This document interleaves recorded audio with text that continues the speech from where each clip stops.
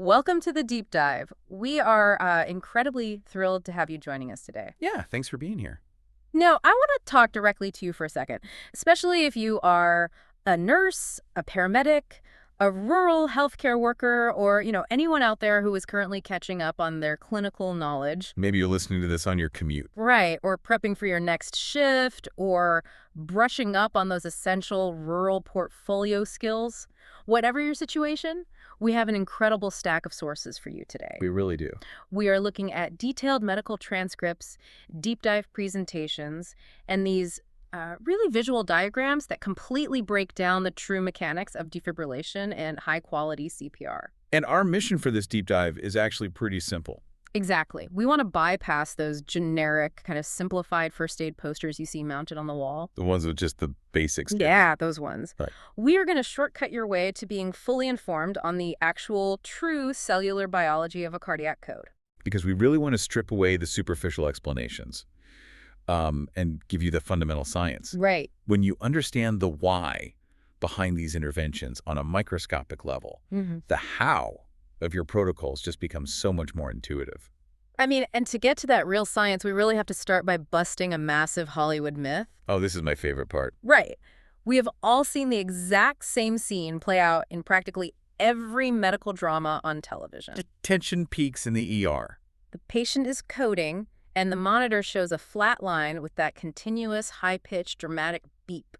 And then the heroic doctor grabs those metal paddles. Yes. They aggressively rub them together, yell clear, and shock the chest to jumpstart the heart. Miraculously, the monitor jumps back to a steady rhythm. The patient gasps for air, and the day is saved. I mean, it is fantastic television. It is, but the reality inside the human chest is actually far more dramatic. And scientifically far more complex. Exactly. Far more complex than rubbing some magical paddles together to cure a flatline. Yeah, the fiction on screen completely misrepresents the underlying biology. And the actual purpose of delivering electricity to a dying organ. It's pure fiction. By the end of our conversation today, this information is going to fundamentally change how you visualize your own actions during a cardiac event. You are going to see a code in a completely new light. Okay, let's unpack this. Before we can even begin to understand what goes wrong in a failing heart, we really have to establish the healthy baseline. We all know the basic anatomy. Right, but we need to look at the heart not just as a mechanical pump, but as an absolute electrical marvel. Because every single heartbeat you have ever experienced is governed by electricity. And every pulse you have ever felt. It's a highly precise electrical signal. The muscle of the heart only squeezes because the electricity dictates it to. The mechanical action always follows the electrical command. Always. And the sources detailed this incredibly strict, unyielding, top-to-bottom electrical sequence. So in a normal, healthy heart, it always begins at the very top. Specifically, at a cluster of specialized cells known as the SA node. You can think of the SA node as the heart's natural pacemaker. Right. It sets the pace and initiates the electrical spark by spontaneously shifting its internal resting membrane potential until it fires. So the spark starts at the top, and then it has to travel down.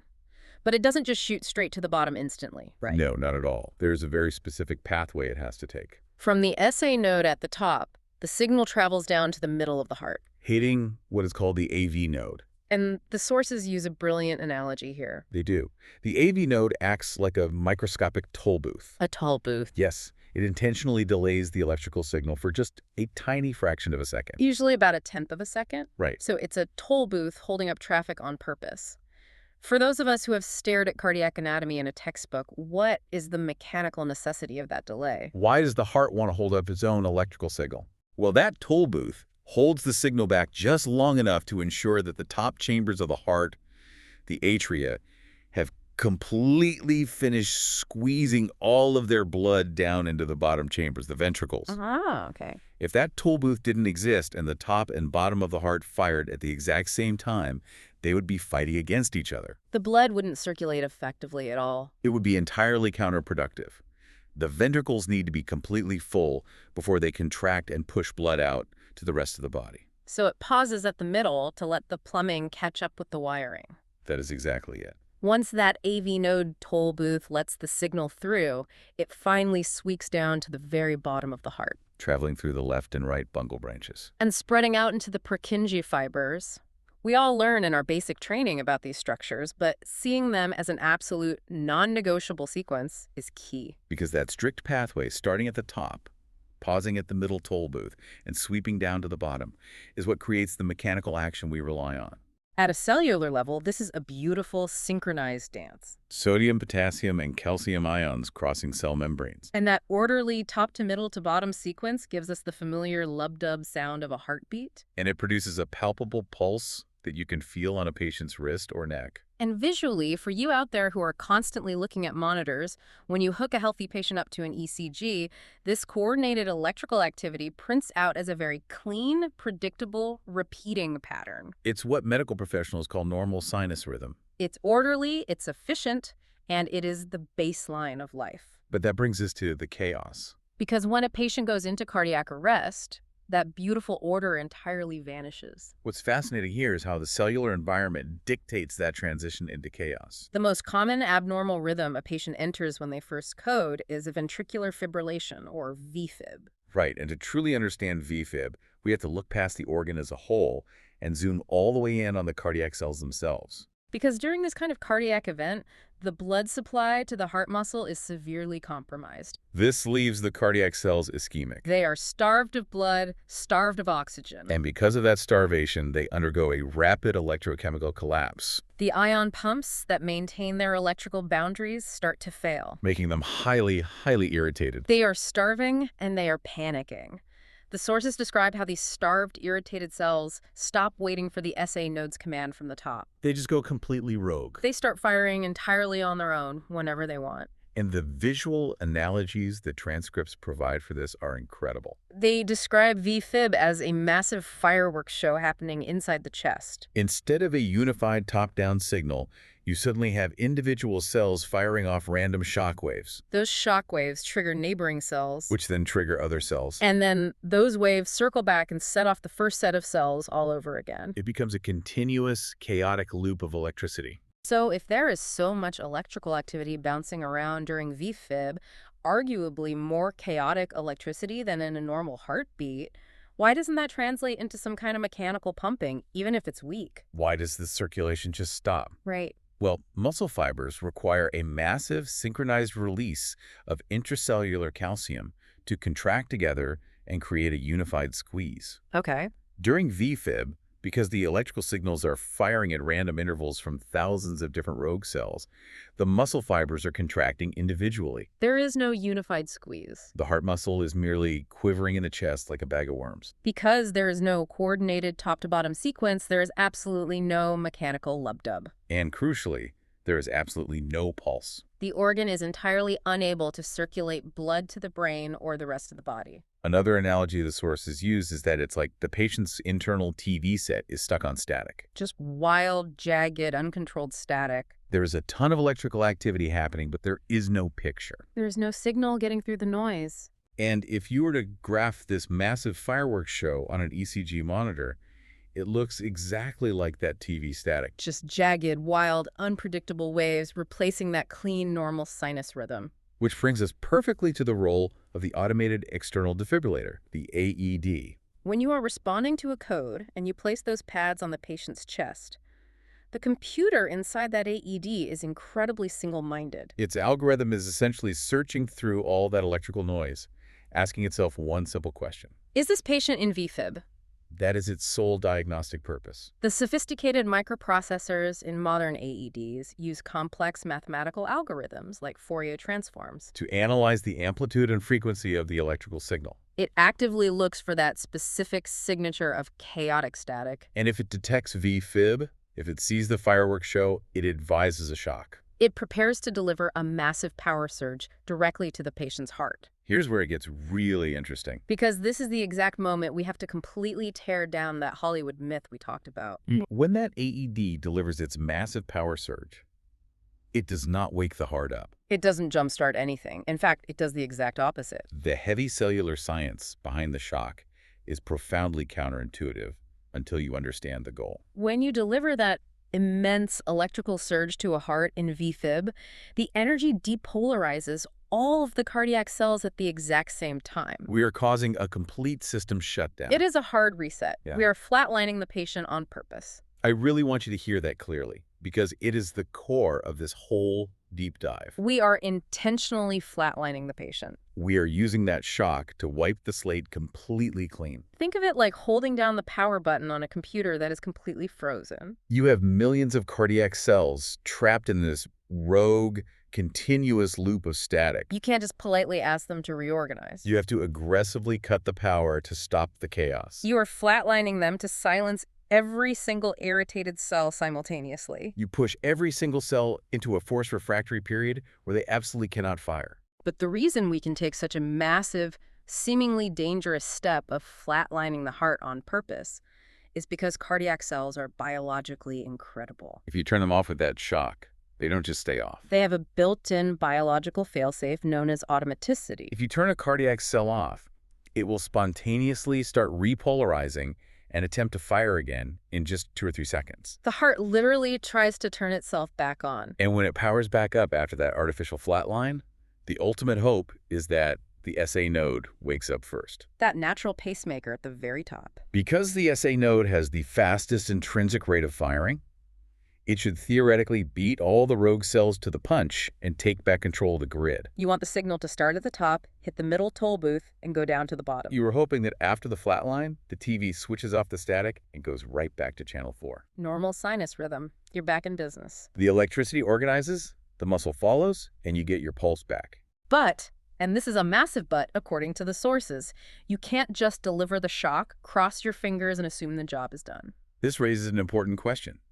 If the heart was so irritated and ischemic that it went into VFib in the first place, isn't it highly likely to slip right back into that chaotic static after the shock? The answer is absolutely yes. Delivering a power surge does not cure the underlying starvation of the cells. You just flatlined an extremely sick, oxygen-deprived heart. After that reset, the cellular environment is still toxic. It is teetering on the edge and is incredibly prone to falling right back into the fireworks show. So how do we influence that rhythm change? How do we support that fragile heart so the shock actually sticks? The sources give us a definitive, non-negotiable answer. Peri-shock compressions. This means staying on the chest and doing high-quality CPR on the front end. Meaning as absolutely close to the delivery of the shock as physically possible. And immediately on the back end. As soon as that AED delivers the flatlining shock, you get your hands right back on the chest. We need to break down exactly why those peri-shock compressions matter so much on a microscopic level. It goes far beyond just mechanically keeping the blood circulating to the brain. We have to look at the cellular mechanics inside the heart muscle itself. Remember, these cardiac cells are deoxygenated. They are starving. When we talk about cellular starvation, we are talking about a severe lack of energy. We all learn in our basic training that ATP is the cell's energy currency.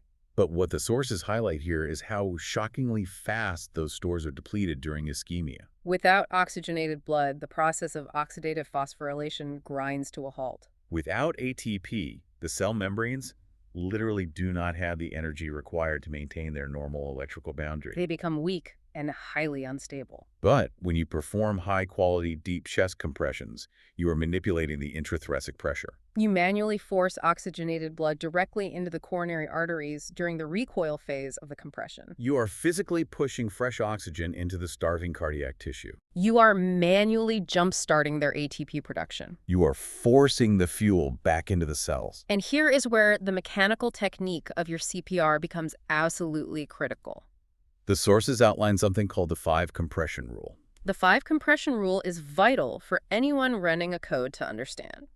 When you place your hands on the chest and start pushing, the first few compressions do not instantly deliver blood to the heart muscle. It takes at least 5 continuous high-quality compressions just to build up enough coronary perfusion pressure to start moving that blood effectively. Those first 4 pushes are just pressurizing the system. It is the 5th, 6th, and 7th continuous compressions where the heart tissue actually starts receiving the oxygen it so desperately needs. Every single time you pause compressions, you lose that entire pressure gradient instantly. When you get back on the chest, you have to start all over again. Wasting another 5 compressions just to rebuild the pressure. That is why staying on the chest is non-negotiable. And the sources highlight something visually amazing about this process. If you are watching the ECG monitor during this, the physical act of pushing on the chest and delivering that oxygen actually coarsens the VFib waves. This is a critical clinical indicator, When the cells are weak and starving, the VFib waves on the ECG look very fine. like weak, shrinking, static. It indicates a near-total depletion of cellular energy. But as you deliver high-quality compressions, build up that coronary perfusion pressure, and force oxygen back into the tissue, those waves physically grow taller and stronger on the monitor. They coarsen. The clinical equation here is uncompromising. Coarser waves equal better oxygenated cells. And better oxygenated cells have the internal ATP energy reserves required to actually survive the AED's massive power surge. They need that energy to boot the computer back up after the hard reset. If you shock fine, weak static, the cells don't have the ATP to wake up properly. And the SA node can't take over. The shock fails. But if you shock coarse, strong static that you have built up through your relentless compressions, the SA node has the energy to grab the wheel and restore channel 4. You are actively managing the cellular environment from the outside. You are prepping the tissue to survive the flatline. This is why those perishock compressions are the cornerstone of modern resuscitation. You want to oxygenate the cells right up until the exact millisecond the AED needs a clear rhythm analysis. And you want to instantly resume compressions the moment the shock is delivered to support the heart as it tries to reorganize. Speaking of the AED, there is a crucial safety element the sources emphasize regarding these perishock compressions. While we want to minimize pauses at all costs, you absolutely must follow the AED prompts exactly as they are given. Unless you are specifically trained on and using a device that explicitly allows for compressions during the charging phase, do not resume your compressions while the machine is actively charging its capacitors. Following the specific prompts of the device you are using ensures the safety of the responder. The algorithm is designed to manage the electrical delivery safely. Once the device announces the shock is delivered, or if it prompts that no shock is advised, that is your immediate cue to get your hands back on the chest and start building up that coronary perfusion pressure again. So what does this all mean? It means that time is the ultimate enemy. The sources are crystal clear on this.